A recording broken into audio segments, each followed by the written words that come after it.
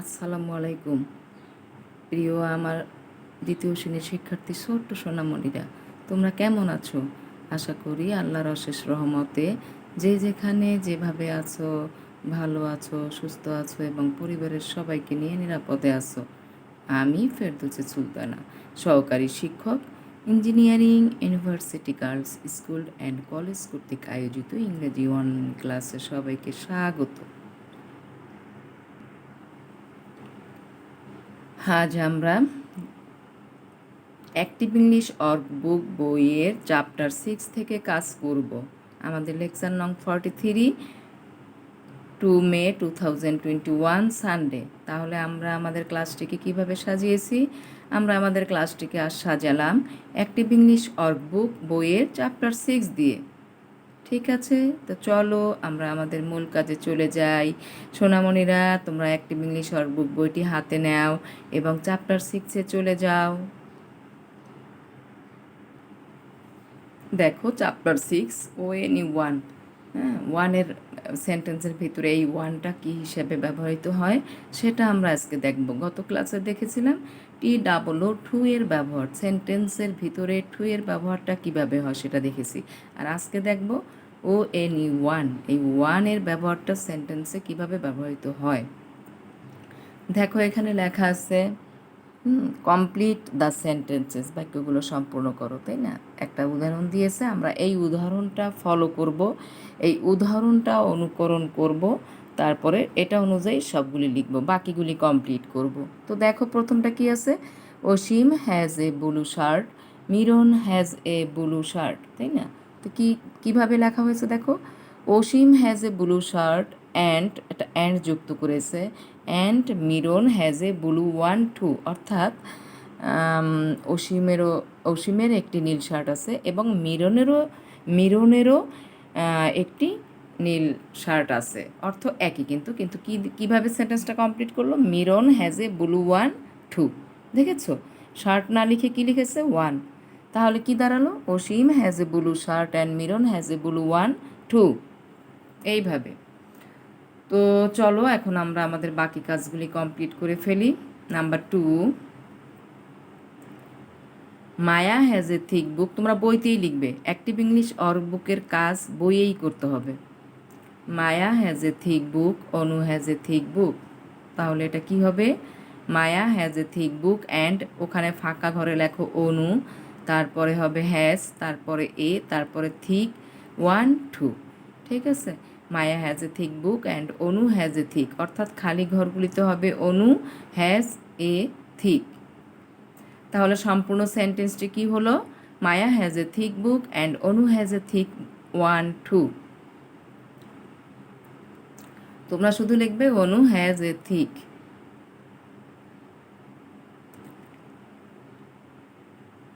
লেখা কমপ্লিট করো এইটুক, তারপরে 3-তে চলে যাই।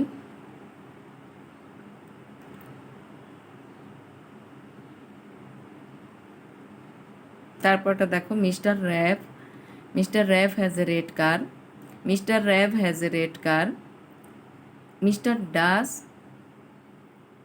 Has a red car. তাহলে কি হলো, Mr Rav has a red car ঠিক থাকবে, একটা অ্যান্ড যুক্ত করতে হবে, তারপরে লিখতে হবে Mister Das has a red one two, ওখানে আর কার লিখবো না, কি লিখবো, has a red one two. Mister Rav has a red car and Mister Das has a red one two. লেখো 3 লেখো।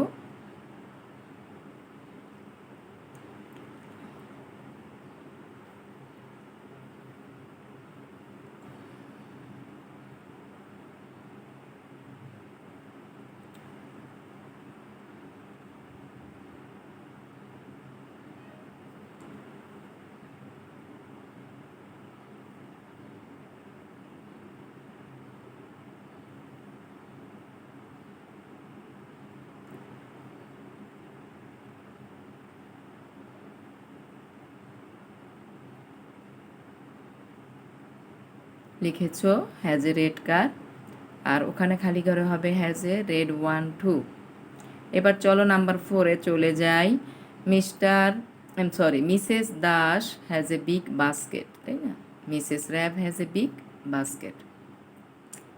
তাহলে কিভাবে লিখব?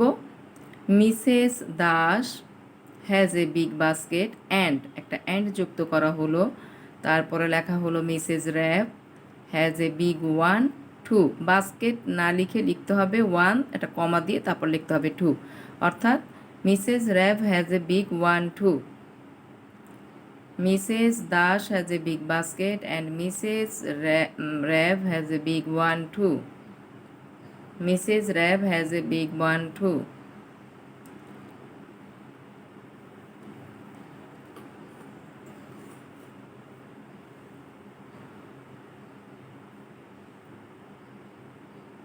পেন্সিল দিয়ে সুন্দর করে লিখে ফেলবে, বানান ভুল করবে না, সঠিকভাবে লেখার চেষ্টা করো।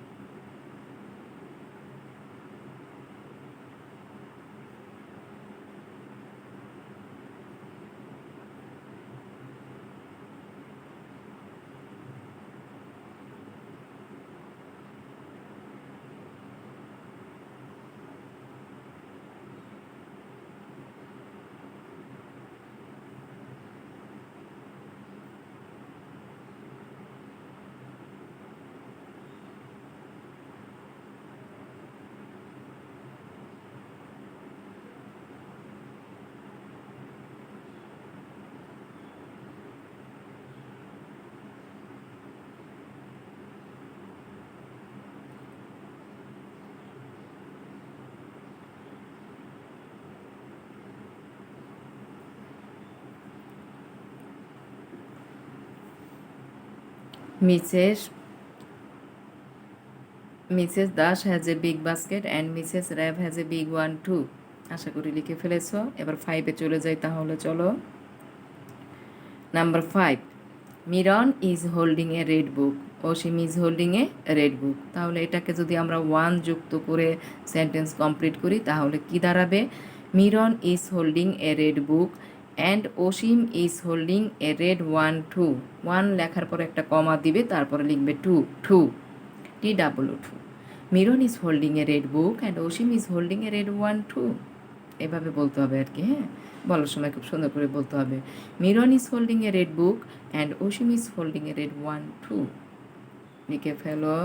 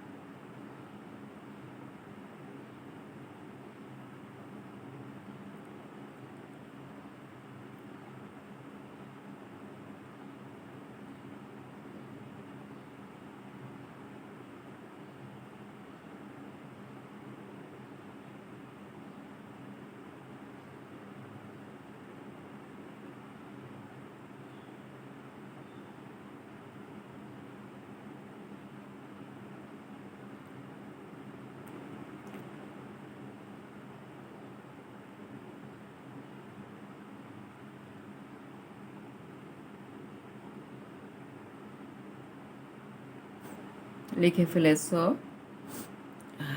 Miran is holding a red book and Asim is holding a red one two.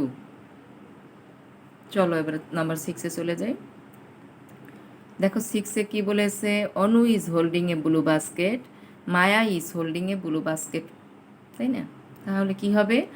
অনু, তারপরে is holding a blue basket ঠিক থাকবে, তারপরে অ্যান্ড যুক্ত করতে হবে, তারপরে Maya is holding a blue one comma two. ঠিক আছে? তাহলে কি দাঁড়ালো? Onu is holding a blue basket and Maya is holding a blue one too. লিখে ফেলো এই লাইনটা।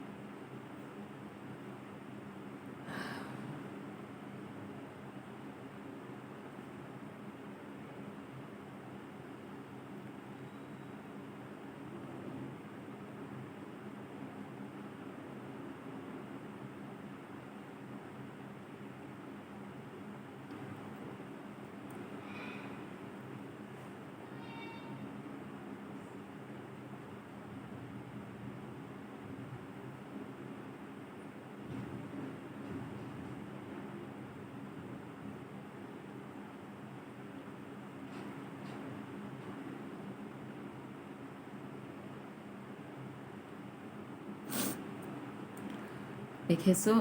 অনু is holding a blue basket and Maya is holding a blue one two. ঠিক আছে। নাম্বার 7 দেখো, নাম্বার 7-এ কি আছে? Miron is wearing black shoes, Asim is wearing black shoes, তাই না? তাহলে এটাকে কমপ্লিট করতে হবে এভাবে, Miron is wearing black shoes and Asim is wearing black one two. Asim is wearing black one two.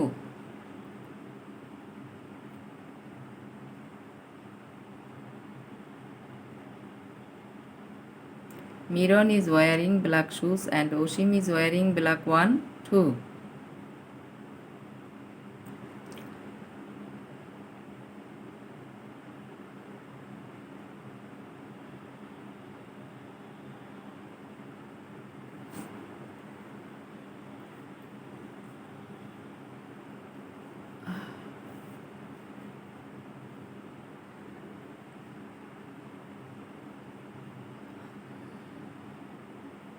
Miron is wearing black shoes and Oshim is wearing black one too.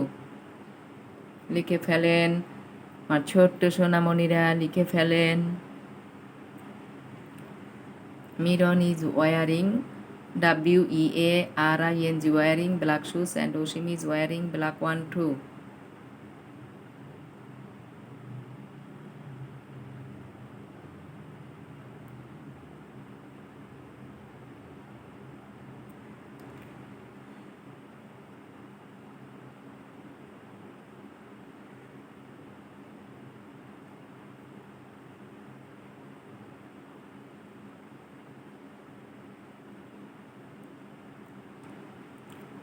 Miron is wearing black shoes and Oshim is wearing black one too. ঠিক আছে।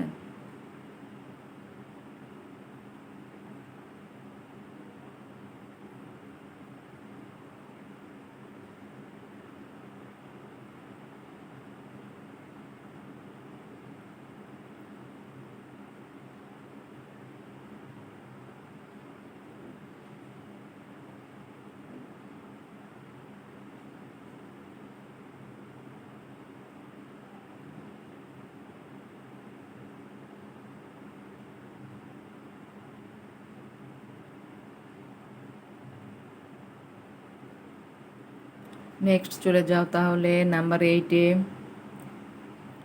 Number 8 দেখো, the men are wearing white hats, the women are wearing white hats. তাহলে কিভাবে লিখতে হবে? The men are wearing white hats and the women are wearing white one comma তারপরে two. তাহলে একবারে পড়তে গেলে কিভাবে পড়বো আমরা? The men are wearing white hats and the women are wearing white one two. লেখো।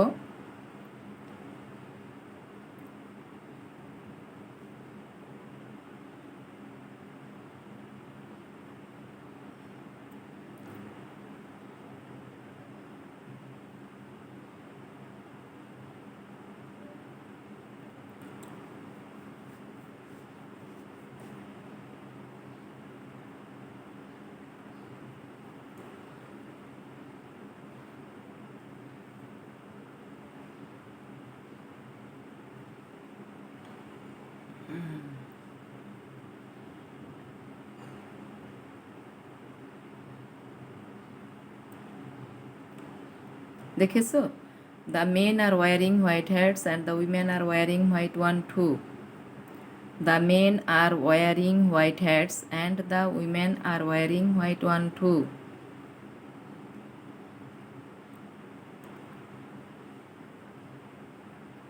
The men are wearing white hats and the women are wearing white one too.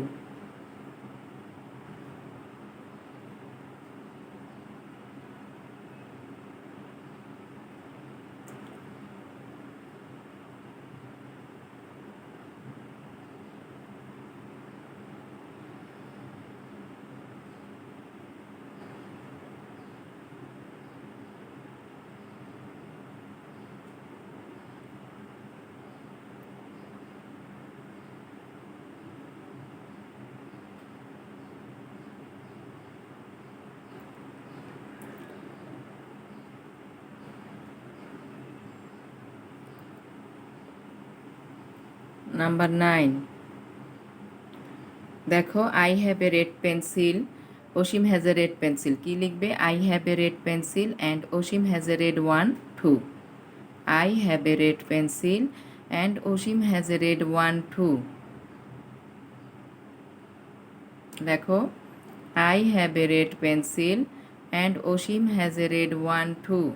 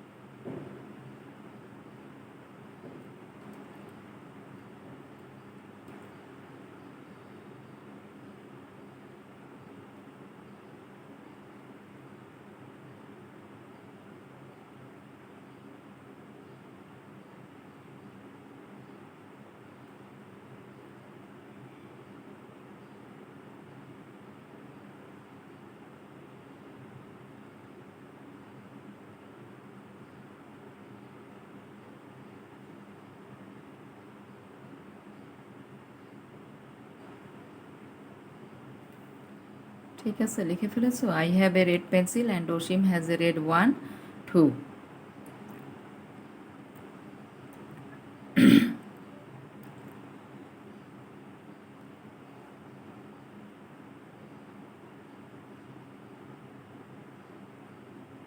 তারপরটা চলে আসি আমরা 10। এটাই লাস্ট সেন্টেন্স এটি।